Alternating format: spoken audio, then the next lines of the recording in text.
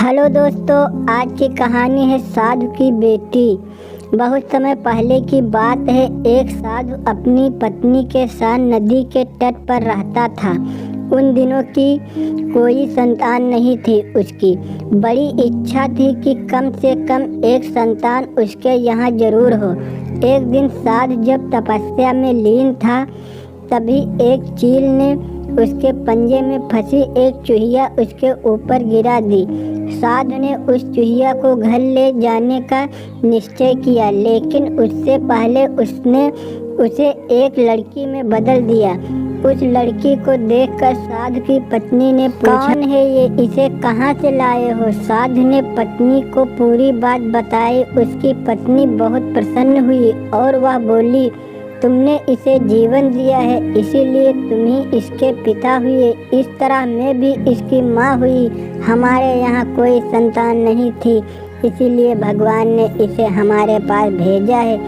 जल्द ही वह बच्ची एक सुंदर युवती बन गई। जब वह 16 साल की हुई तो साधु और उसकी पत्नी ने उसका विवाह करने का निश्चय किया। साधु ने सूर्य देवता का आग्रहण किया। जब सूर्य देवता उसके सामने आए तो साधु ने उससे उसकी बेटी से विवाह करने का अनुरोध किया। हालांकि लड़की को यह विवाह अच्छा नहीं लगा और उसने कह दिया, क्षमा कीजिए, लेकिन मैं सूर्य देवता से विवाह नहीं कर सकती, क्योंकि वह बहुत गर्म है। निराश साधु ने सूर्य देवता से कहा कि अब वे ही उसकी लड़की के लिए कोई संयोग वर सुझाएं। सूर्य देवता ने कहा, बादलों के देवता से आपकी लड़की की जोड़ी सही बैठेगी, क्योंकि वे ही धूप की गर्मी से उसकी रक्षा कर सकते हैं। साधु ने जब बादल देवता से उसकी लड़की से विवाह करने का अनुरोध किया,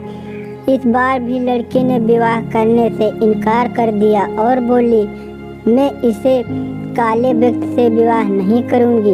इसके अलावा बादलों की गरज से मुझे डर भी लगता है। साधु फिर से उदास हो गया और उसने बादल देवता से अनुरोध किया, वे ही कोई संयोग वर सुझाएं। बादल देवता ने कहा, पवन देवता के साथ इसकी जोड़ी अच्छी रहेगी, क्योंकि वह आसानी से मुझे उड़ा सकता है। साधु ने जब पवन देवता से विवाह का अनुरोध किया, इस बार भी लड़की ने विवाह से इनकार कर दिया और बोली, मैं ऐसे अस्थिर व्यक्ति से विवाह नहीं कर सकती जो हर समय यहाँ वहाँ उड़ता रहता हो। साधु को बहुत दुख हुआ और वह अब काफी परेशान भी हो गया। साधु ने पवन देवता से ही कोई संयोग व सुझाने को कहा। पवन देवता ने जब जवाब दिया, पर्वतों के राजा बहुत मजबूत और स्थिर बहती हुई हवा को भी आसानी से रोक सकते हैं। उसने अपनी लड़की की जोड़ी सही बैठेगी। साधु अब पर्वत राजा के पास गया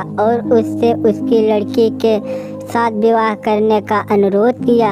हालांकि इस बार भी लड़की ने विवाह से इनकार कर दिया और कहा, मैं ऐसे किसी व्यक्ति से विवाह नहीं कर सकती जो इतना कठोर और ठंडा हो। लड़की ने साधु से किसी नर्म वर को खोजने के लिए कहा। साधु ने पर्वत राजा से सलाह मांगी। पर्वत राजा ने जवाब दिया, किसी चूहे के साथ ही उसकी लड़की की जोड़ी अच्छी रहेगी, क्योंकि वह नर्म भी है और आसानी से किसी पर्वत में भी बिल बना सकता है। इस बार लड़की को वर पसंद आ गया। साधु काफी हैरान और बोला, भाग्य का खेल कितना निराला है। तुम मेरे पास एक चूहिया के रूप में आई थी और मैंने ही तुम्हें लड़की का रूप दिया। चूहिया के रूप में जन्म लेने के कारण तुम्हारे भाग्य में चूहे से ही विवाह करना लिखा है, और वही हुआ। भाग्य में जो लिखा था वही हुआ। साधु ने फिर से प्रार्थना शुरू कर दी और लड़की को दोबारा चूहिया बना दिया। दोस्तों, कहानी अच्छी लगी हो तो सब्सक्राइब और लाइक ज़रूर करिए। धन्यवाद।